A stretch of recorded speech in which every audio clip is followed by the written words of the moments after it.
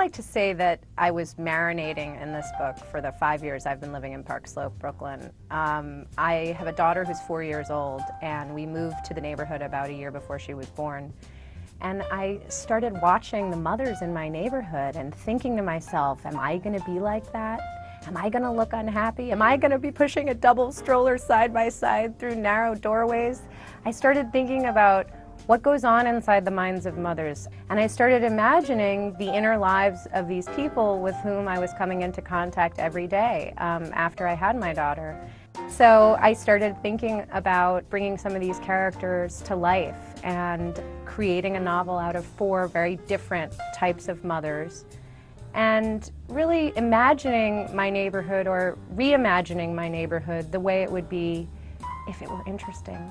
One of the reasons I love living in Brooklyn is that even in a neighborhood as gentrified as mine, you still get a little more sense of diversity, different types of people coming into contact with each other in Brooklyn than you ever see in Manhattan. And a great example of that is Prospect Park, where you just have people from every race, ethnicity, and nationality all coming together to fly kites or play soccer or push their children on swings. And it's why I live in Brooklyn, and it's why I love living in Brooklyn.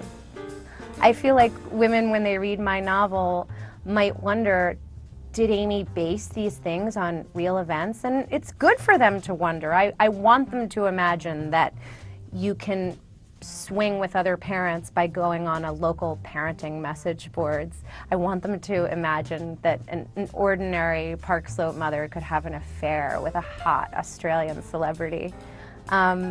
I also want my book to really make people think a little bit about the darker side of motherhood. Motherhood is a great joy, but it can also be a very difficult and confusing phase of life. And I think that the more women start talking honestly about the reality of motherhood, the more potential there is for them to make real, long-lasting, lifelong connections with other women, and get the support that they need in raising children, which anyone will tell you is not an easy thing to do.